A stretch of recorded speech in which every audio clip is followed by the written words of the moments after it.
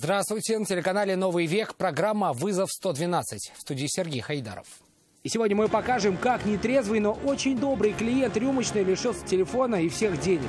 Просто взял, позвонить, знакомый какой, я не знаю, кто знакомый. Расскажем о старте процесса по делу о хищении 95 миллионов рублей, выделенных на научные разработки. Линия считается принятой, и, соответственно, никаких претензий Министерство образования к качеству этого агрегата не имеет. И какую роль, по мнению обвинения, здесь сыграл Китай? А также не смогли определить приоритетность проезда. Считаю, центральная дорога, это же в любом случае второстепенная. Сотрудники пытаются трактовать как перекресток равнозначной дороги. Причины крупной аварии в поселке Вознесение. Это и не только прямо сейчас. Просьба позвонить обернулась пропажей телефона для посетителя рюмочной, расположенной на улице Максимова. Сообщение о грабеже поступило в отдел полиции поздним вечером. Прибывшим на место стражем порядка потерпевший заявил, что сам отдал телефон незнакомому человеку. То, что просящего совершенно не запомнил, его не смутило. И мысль, что гаджета может больше не увидеть, в нетрезвую голову не пришла. Рамиль Шайдуллин продолжит. В этот вечер мужчина находился в рюмочной. Как он рассказал полицейским, выпил уже достаточно, когда к нему подошел незнакомый ему мужчина с рядовой вроде бы просьбой. Просто взял, позвонить, знакомый какой, я не знаю, кто знакомый. Отдав телефон неизвестному человеку, мужчина стал осознавать, что ни своего смартфона, ни того, кто его взял, он может больше никогда не увидеть. Когда утвердился в этой мысли и понял, что произошло, обратился в полицию. Тогда же и выяснилось, что вместе с гаджетом он потерял и деньги. В карте был? В карте был, телефон был. И карта там воткнута была? Да. Прям карта была? Да. Полицейские стали расспрашивать мужчину о приметах предполагаемого злоумышленника, однако внятного ответа так и не получили. Потерпевший просто не рассмотрел мужчину, а то, что успел увидеть, был не в состоянии запомнить. Поэтому по горячим следам подозреваемого задержать не удалось. Рамиль Шайдуллин, Айрат Назипов, Константин Бушуев. Вызов 112. Дело о хищении 95 миллионов рублей, предназначенных для оплаты государственного контракта, стали рассматривать сегодня в Ахетовском суде Казани. На скамье подсудимых 3 человека, среди них бывший проректор КНИТУ КАИ. Именно с этим вузом Министерство образования России заключило контракт на инновационные разработки, а также бывший директор и бывший учредитель фирмы-подрядчика. Нафиса Минязова узнала, как, по мнению обвинения, подозреваемые занимались научными разработками и что по этому поводу думает защита подсудимых. По версии государственного обвинения, 95 миллионов рублей, выделенных из федерального бюджета на исполнение государственного контракта, похитили подсудимые, возможно, с неустановленными пока лицами. В 2011 году Минобразование страны и КНИТУ КАИ заключили контракт на создание опытного производства полимеров с использованием нанотехнологии. На все отводилось 3 года, а вуз в качестве подрядчика привлек фирму «Нуртех». И 22 сотрудника фирмы были официально трудоустроены в учебное заведение, но, как уверено обвинение, изобретать ничего не стали, а купили китайский аппарат по документам, проходивший как собственная уникальная разработка.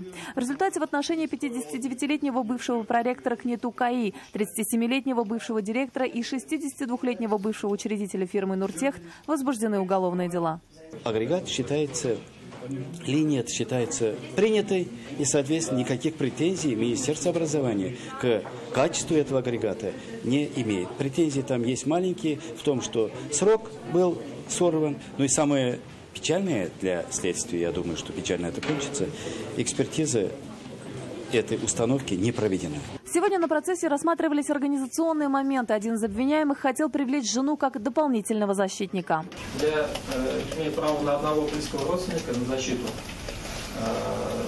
Дополнительно у супруги имеется образование. Обвинение было против, суд согласился. Юридического образования у нее нет. Из защиты, по мнению суда, справятся 3 профессиональных адвоката. Сам процесс отложили до 15 марта в связи с тем, что минимум один из подсудимых не был уведомлен о заседании за 5 предусмотренных законом суток. Обвинительное заключение планируют зачитать уже в этот день.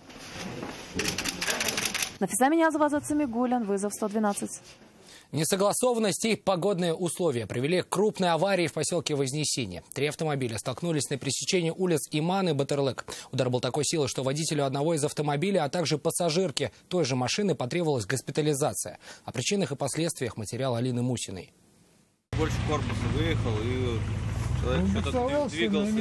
По мнению участников аварии, ДТП произошло из-за действий водителя Фиат Альбео. Рассказать свою версию случившегося сотрудникам ГИБДД он не смог, так как с места происшествия мужчину госпитализировала карета скорой помощи. Удар пришелся в сторону водителя. 26-летний мужчина получил ушиб грудной клетки слева и ушиб левого бедра. 21-летняя пассажирка этого же автомобиля с ушибами мягких тканей правой голени, ссадинами и кровопотеками также была госпитализирована. По главной ехала машина. Я оттуда выехал в Фиат. Не успел он проехать. Затормозил, его югом потянул. Он решил до конца уже доехать на асфальт. Водитель Мазды не ожидал. По предварительной версии, Мазда ехала по улице Иман, тогда как с правой стороны ей наперерез на перекресток выехал Фиат. После столкновения легковушку отбросила настоящий Volkswagen Tiguan.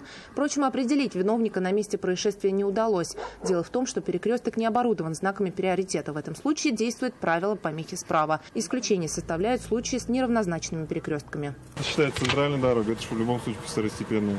Сотрудники пытаются трактовать, как перекресток равнозначной дороги. Виновников в этом происшествии теперь будут определять автоинспекторы во время детального разбора этой аварии. Алина Мусина, Айрат Назипов, Константин Бушуев, вызов 112. До 14 апреля арестовал сегодня Новосавиновский суд Казани 37-летнего Алмаза Заудинова, который на перекрестке проспекта Ибрагимова и улицы Восстания сбил автоинспектора. Напомним, 13 февраля водитель автомобиля «Шевроле Кобальт» отказался подчиниться требованиям сотрудника полиции об остановке. Несколько раз выезжал на встречную полосу и приезжал на запрещающий сигнал светофора. Когда его все же догнали, полицейский подошел к иномарке, но водитель нажал на педаль газа и протащил автоинспектора за машиной несколько десятков метров. Остановился лишь после столкновения со встречными автомобилями. В результате правоохранитель был госпитализирован в больницу. Водителя задержали на следующее утро. Тогда решением Новосавиновского мирового суда он был административно арестован на 15 суток за отказ пройти медосвидетельствование на наличие в крови запрещенных веществ, оставление места ДТП и езду без водительского удостоверения. Прав он был лишен раньше. Сегодня срок административного ареста истек, и мужчину задержали и арестовали уже в рамках уголовного дела за покушение на жизнь представителя власти. Ссора молодых людей из-за девушки привела на скамью подсудимых. В Варском районном суде стартовало слушание дела по покушению на убийство. Согласно уголовному делу, в августе минувшего года потерпевший и один из подсудимых не нашли общего языка. И тогда в ход пошел нож. Судя по материалам дела, тогда присутствовал еще один молодой человек. Сначала был свидетелем, но потом следствие поменяло его статус на обвиняемого. Алия Харудинова с подробностями. Почему нам не разрешают родителям? Почему? Где вот что отказ? Нет, судья должен обосновать. Что мы не имеем права сказать. Бумажка есть у вас такая? На скамье подсудимых двое подростков. Одного обвиняют в покушении на убийство, второго в пособничестве. По версии следствия, в августе минувшего года двое молодых людей повздорили из-за девушки, и один из них схватился за нож. Ударив своего соперника ножом несколько раз, парень скрылся, убежал и его приятель, который был вместе с ним. Но, как уверяет защита, в конфликт между ними не вступал.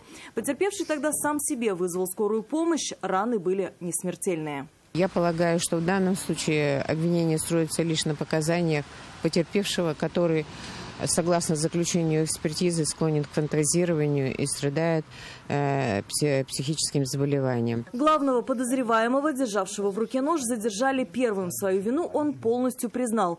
Его товарищ проходил по делу свидетелем, но через пару месяцев его статус поменялся. У обвинения появились доводы, что он удерживал потерпевшего и не оказывал ему помощи. Гособвинитель уверен, что доказательств этого достаточно. Предъявили обвинение обоим. Совершение преступления предусмотрено статьей 30 часть 3, сейчас 2 статьи 105 пункт ДЖУК Российской Федерации. Однако защита в это не верит. Якобы первоначальные показания говорили о его непричастности, но потом появились другие свидетели. Мнение обвинения поменялось. Сегодня суд не смог приступить к рассмотрению дела по существу. Потерпевший и его законный представитель на процесс не пришли. Суд ограничился продлением меры пресечения. Обвинение настаивает на продлении содержания под стражей еще на 2 месяца. Сторона защиты просила изменить меру пресечения на более мягкую, но суд не нашел для этого оснований и продлил обоим арест на 2 месяца. Само же слушание дела отложили до конца марта. Алия Хайрудинова, Нафиса Минязова, Ильяс Хаялин, вызов 112. Это все, о чем мы успели вам рассказать. В студии был Сергей Хайдаров. До встречи. И не бросайте вызов судьбе. Вдруг она его примет.